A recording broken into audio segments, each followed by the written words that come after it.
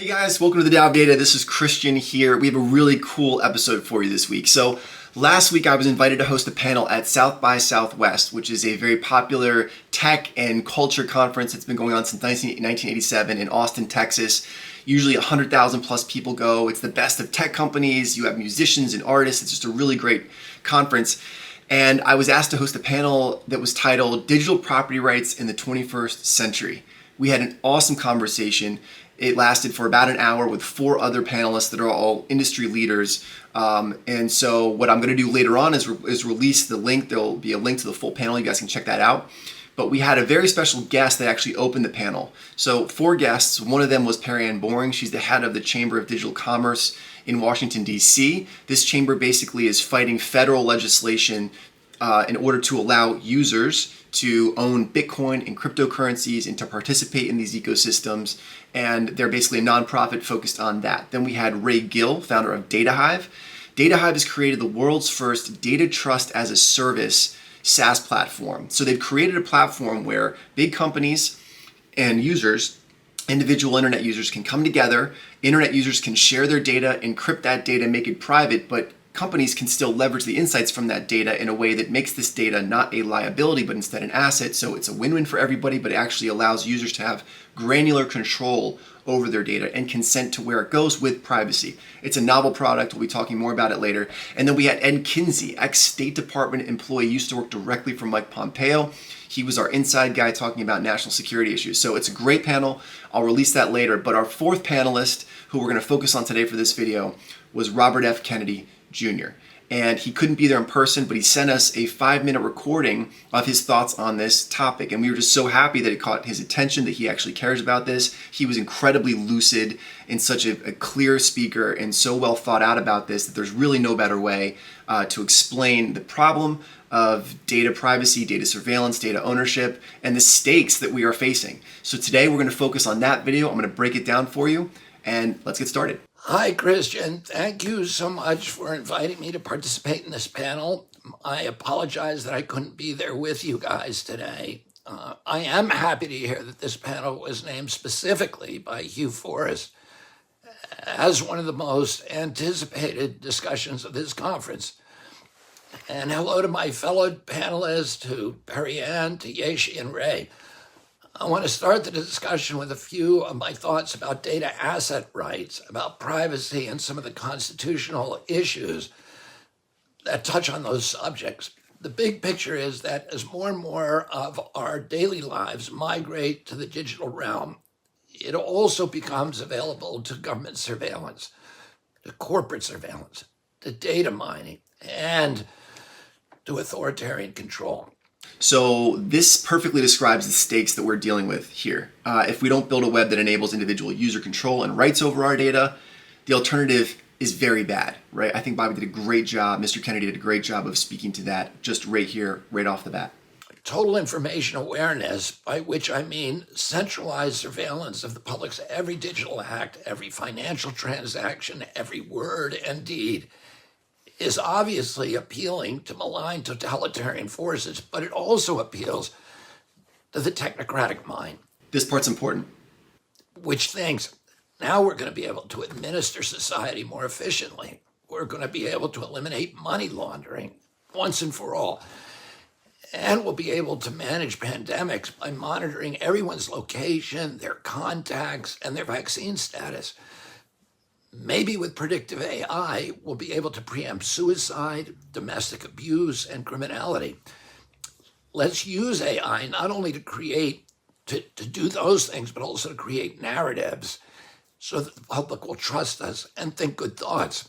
These things don't seem like dystopian advances to them because they believe in their own good intentions. We all judge ourselves on our intentions rather than our actions. So this is one of the things I love about this presidential candidate is that he just has wisdom and philosophy. And this is not a partisan video, but speaking clearly, I think, to the problems that we have today and tying those problems back to age-old morals and ethics and principles and tenets of the human psyche that we've known for years and how that's actually playing out today. I think he does such a good job of bringing this home for us. I think, We all have a tendency to judge ourselves based on our intentions, not our actions.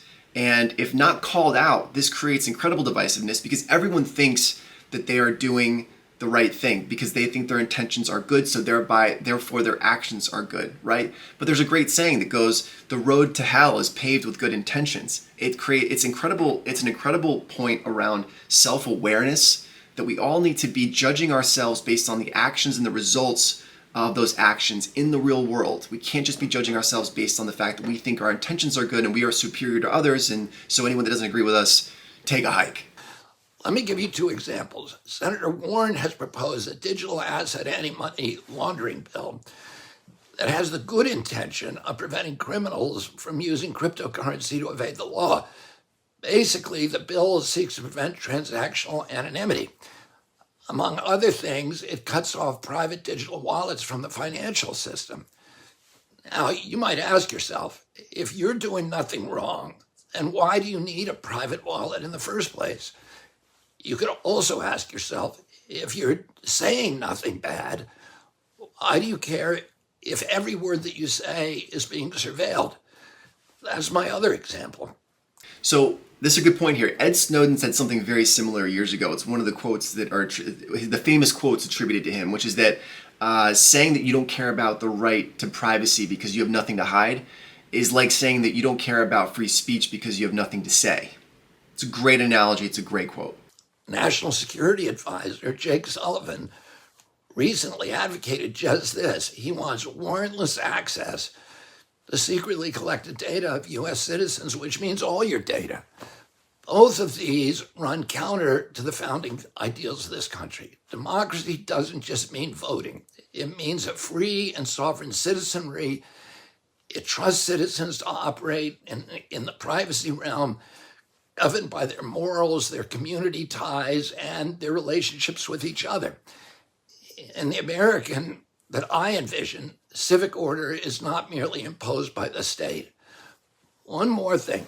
In today's world, digital freedom isn't just about the state.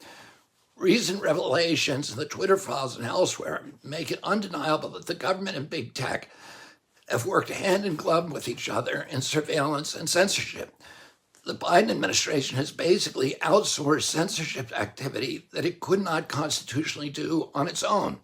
What Mr. Kennedy is talking about here is the Missouri v. Biden case, which is it's under review right now in the Supreme Court. This is going to be a landmark case, and we talked about it on this channel, but if the Supreme Court rules no wrongdoing on behalf of the Biden administration, that is a scary precedent, because what it's going to say going forward is that whatever administration is in charge is allowed to basically censor social media platforms, ban people, censor people, shadow ban people, take away posts, videos at their will, as long as it doesn't go along with the official narrative. If the Supreme Court goes the other way and says this absolutely was illegal, the Biden administration overstepped, now we have a precedent for future cases where administrations and government agencies are not allowed to pressure social media. And just to be clear, it was pressure. The Biden administration was basically calling up people at meta companies as well as YouTube and Twitter and saying, hey, such and such a user posted something about COVID, that's not accurate. And it would be sometimes people with followers of like 100 people. How they found these people is incredible, but that should also tell you that the granular reach they have, the ability to scour the internet and find even small little users based on keywords and algorithms. The internet, even though it feels like an ethereal space, is actually way easier to police and control and censor than we would think. But not only did they call these companies their liaisons at these tech companies, government agencies called liaisons at these tech companies and said, hey, such and such a user is saying this, take it down. It goes against your terms and conditions or your community guidelines. In some cases, the leaders of these tech companies pushed back and said, actually, it doesn't. There was a testimony by Mark Zuckerberg not that long ago where he said, actually, I pushed back and was told that if I didn't cooperate, bad things would happen. So they were threatened if they didn't comply. This is a bad precedent to set, and we really hope that the Supreme Court makes the right ruling on this. Corporate surveillance starts from financial motives, but it always ends up being available to political authorities and law enforcement. And here's something even more insidious. It's about consent. Surveillance is okay if you consent to it, right? Well, how many people read the fine print every time that they click quote, I consent, unquote. Did you know that when you buy a new car or rent one, you consent to give away all the data on where you go, on how fast you drive, and even the content of your conversations in that car? Let's play that again. Did you know that when you buy a new car or rent one, you consent to give away all the data on where you go, on how fast you drive, and even the content of your conversations in that car? Yeah, it's voluntary. You can choose not to buy the car. But basically, to fully participate in modern life, you're consenting to giving away your data all the time. This means that data privacy is more than just a constitutional issue. The Constitution is more than a legal guarantee of rights. It also inspires a way of life. Neither the state nor corporations should run our lives. I consent checkboxes are not enough to protect citizens' privacy. Digital technology poses threats to our cherished ideals and constitutional freedoms, and that the founders never, ever imagined. So another mental model that I think is helpful to use here about in terms of thinking about this is that social media platforms have kind of become their own digital countries in a way. So all day, if you spend an hour, 2 hours, 3 hours a day in Facebook or in Twitter or in Snapchat, TikTok, Twitch, whatever it is, you're sort of subconsciously complying with the rules of the platform. You're not looking at things that you can't look at. You're not saying things you shouldn't say. And slowly those rules about that platform start to infiltrate how you think about life more broadly. And it's very sneaky. We don't realize this is happening. There's a famous Silicon Valley investor called Balaji Srinivasan. He was one of the first investors in Facebook. He's become an incredible philosopher and investor. But he talks about a future in which, and he said this years ago, a future in which we would actually have network states instead of nation states, where people would start to align with social media platforms based on those social media platforms' community guidelines and rules, because they actually found affinity there. Individuals would find affinity with certain rules. And he said this years ago, and what's so funny is that in the last year, we've seen this strongly. People going on Twitter believe in free speech, believe that there should not be censorship, that social media companies should follow the law, but they should not be censoring people or accepting requests from government agencies to censor people or censor topics that should be part of the discourse. Then you've got people going to meta platforms that believe the other way. They believe in safety. They believe in that we should have censorship and we should not be able to just say anything because you might hurt somebody's feelings. So we're already seeing this bifurcation. People are starting to go to those social media platforms based on the other guidelines and mores that are acceptable on those platforms. So this is an important thing to think about as you go through your day and the platforms that you're on, and how those platforms' guidelines and rules might slowly be kind of infiltrating the way you think about other concepts in life, or the way you participate in other ecosystems, real life in ecosystems, or in politics, in government, in your company. And pay attention to those things, I think, is really, really important. And as the power of technology to surveil us, to propagandize us, to control us, to censor us increases, we need to strengthen the protections against that power in equal measure. We need to raise the bulwarks of our Constitution instead of lowering them. Thank you again to the organizers of this event for giving prominence to such important issues. I hope the rest of you have a very, very productive discussion, and thanks for having me. So guys, that was the talk. Let me know what you think in the comments section if you like this talk, if you like Mr. Kennedy's panel.